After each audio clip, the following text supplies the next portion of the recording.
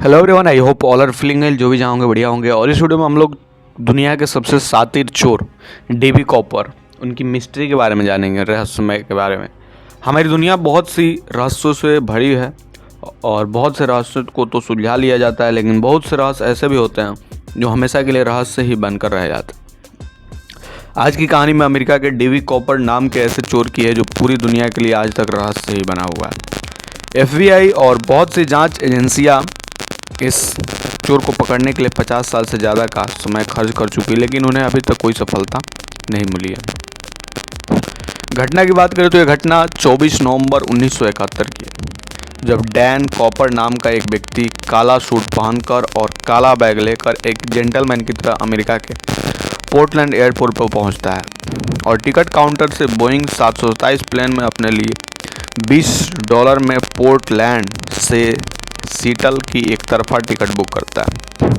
उस समय अमेरिका के एयरपोर्ट्स में ज़्यादा सुरक्षा के इंतजाम नहीं थे, इसलिए डैन कॉपर अपने बैग को आसानी से प्लेन के अंदर ले जाने में सफल हो गए। अपनी सीट 18C पर बैठ जाते हैं और लगभग 2:50 पर शाम के समय PM में PST में प्लेन पोर्टलैंड से उड़ती है और उड़ने से कुछ देर बाद कॉपर अपने लिए बॉर्न ड्रिंक और सोडा ऑर्डर करते हैं। उनके फ्लाइट का सफ़र सिर्फ 30 मिनट का ही था, इसलिए ज़्यादा समय बर्बाद ना करते हुए अपने प्लान में लग जाते हैं। डैन कॉपर अपने नज़दीकी खिड़की फ्लोरेंस स्नेपर नाम की फ़्लाइट अटेंडेंट को पास बुलाकर उसे एक पर्ची देते हैं। पहले फ़्लाइट अटेंडेंट को लगता है कि कॉपर उसके साथ फ्लर्ट कर रहा है, इसलिए वह उसे पर्स में डालती है, लेकिन फिर कॉपर उसकी तरफ झुककर धीरे से उसे वह पर्ची पढ़ने के लिए कहता है। उस पर्ची में लिखा था कि उसके पास बैग में बम है और अटेंडेंट को उसके पास बैठने को कहा गया था। इसके बाद अटेंडेंट घबराकर उसके पास बैठ जाती है और कॉपर को बम दिखाने को कहती है। तो कॉपर अपना बैग थोड़ा सा खोलकर उसे बम दिखाता है और अपनी मांग उसके सामने रखता है और कहता है कि लगभग $2 लाख और 4 पैराशूट चाहिए, नहीं तो वो प्लेन से बम से उड़ा देगा, और अगर उसकी मांगे मान ली जाती है तो सभी यात्रियों को सुरक्षित जाने देगा। स्नेपर डैन कूपर की मांगों को लेकर कॉकपिट में बैठे पायलट के पास पहुंचती है और पायलट कॉपर की सभी मांगों को सीटल के एयर ट्रैफिक कंट्रोल तक पहुंचता है। यह खबर FBI और पुलिस तक पहुंच जाती है और उन सभी को पता लग चुका है कि प्लेन हाईजैक हो चुका है। एयर होस्टेस जब वापस प्लेन में जाती है तो देखती है कि डैन कॉपर काला चश्मा लगाकर बिल्कुल आराम से बैठा, जैसे कुछ हुआ ही नहीं हो, और अपना ड्रिंक पी रहा था और वह बिल्कुल भी डरा नहीं था। इसी वजह से प्लेन में मौजूद यात्रियों को भनक तक नहीं थी कि प्लेन हाईजैक हुआ।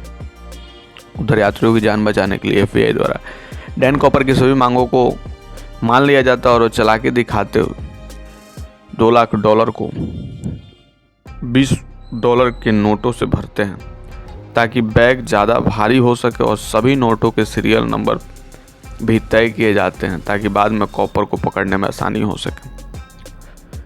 5:39 PST में प्लेन सीटल को एयरपोर्ट पर लैंड करता है और कॉपर की मांग को पैराशूट और पैसे मिलने के बाद वो अपने वादे के मुताबिक सभी 36 यात्रियों को प्लेन से सुरक्षित उतार देते हैं और वह प्लेन में 2 पायलट, एक फ्लाइट इंजीनियर और एक फ्लाइट अटेंडेंट को रहने के लिए कहता है और प्लेन मेक्सिको के लिए उड़ान भरती है। FBI चालाकी से 2 अमेरिकी जासूसी जहाज़ों को प्लेन के पीछे लगा देती है। उड़ान के दौरान पायलट बताता है कि प्लेन में मेक्सिको पहुंचते इतना ईंधन नहीं है, तो कॉपर उसे प्लेन को रेनो नेवाडा की तरफ ले जाने की कहता है और प्लेन को 10,000 फुट की ऊंचाई में 100 किलोमीटर प्रति घंटे की रफ्तार से कम उड़ाने को कहता है। कॉपर हवाई सीढ़ी एयर स्टेयर कैसे खुलता है इसके बारे में फ्लाइट अटेंडेंट से पूछता है और फिर उसे कॉकपिट पर बाकी लोगों के साथ रहने और दरवाज़ा अंदर से बंद करने को कहता है। 8 बजे के करीब एयर स्टेयर खुलने के बाद कॉकपिट में वार्निंग लाइट जलती है और डैन कॉपर पैसे और पैराशूट लेकर जहाज से कूदता है और हमेशा के लिए वहाँ से गायब हो जाता है। अब अगर बात करें डैन कॉपर के प्लेन से कूदने जाने के बाद 10:15 में खुले एयर स्टेयर के साथ बोइंग 727 प्लेन रिनो एयरपोर्ट पर लैंड करती है और प्लेन को पुलिस और FBI एजेंट्स द्वारा चारों तरफ से घेर लिया जाता है। लेकिन कुछ ही देर में उन्हें पता चल जाता है कि डैन कॉपर भाग चुका है। इसके बाद प्लेन की छानबीन की जाती है जिससे कॉपर के टाई का क्लिप और उसके मंगाए गए 4 में से 2 पैराशूट मिलते हैं। कॉपर बाकी के सभी सबूत को अपने साथ ले जाता है, जिसमें उसके साथ द्वारा फ्लाइट अटेंडेंट को दिया गया लेटर भी शामिल था। कॉपर को पकड़ने के लिए FBI द्वारा नॉरजैक नाम से खोज शुरू की जाती है। आंखें देखे गए लोगों को कॉपर का स्केच तैयार किया जाता है। लैंड किए गए इलाके से बहुत से किलोमीटर तक जंगलों और नदियों में कई महीनों तक खोज चलते हैं। बहुत से घरों की छानबीन भी की जाती है, लेकिन कॉपर और उसके पैराशूट का कोई पता नहीं चलता। कुछ ही दिनों में डैन कॉपर पूरी मीडिया में छा जाता है, लेकिन एक न्यूज़पेपर ने गलती से डैन कॉपर का नाम DB कॉपर लिख देता था और लोगों को यह नाम ज़्यादा पसंद आने लगा। इस तरह से एक न्यूज़पेपर की गलती के कारण डैन कॉपर का नाम DB कॉपर रखा गया और वह हर जगह इसी नाम से प्रसिद्ध हो गया। इसके बाद कॉपर भागने के तरीके से FBI को लगता है कि कॉपर ने किसी पैराग्लाइडिंग स्कूल से ट्रेनिंग ली होगी, इसलिए सभी ट्रेनिंग स्कूलों में पूछताछ की जाती है और बहुत से पैरा टूपर्स के रिकॉर्ड चेक किए जाते हैं, लेकिन वो फिर से सफल नहीं हो पाते। बहुत ही छानबीन के बाद जब कॉपर का कुछ पता नहीं चलता, लोग मानने लगे कि लैंडिंग के दौरान कॉपर की मौत हो गई और उसके मौत का भी कोई प्रमाण नहीं मिल सका, क्योंकि ना कॉपर की लाश कभी मिली, ना पैसों का बैग और ना ही पैराशूट कभी मिला। लेकिन घटना के 8 साल बाद 10 फरवरी 1980 को 8 साल के ब्रियन इनग्रैम नाम के बच्चे को कोलंबिया नदी के किनारे अपने परिवार के साथ लकड़ी इकट्ठा करते हुए रेत के नीचे दबे हुए $20 के नोटों के 3 बंडल मिलते।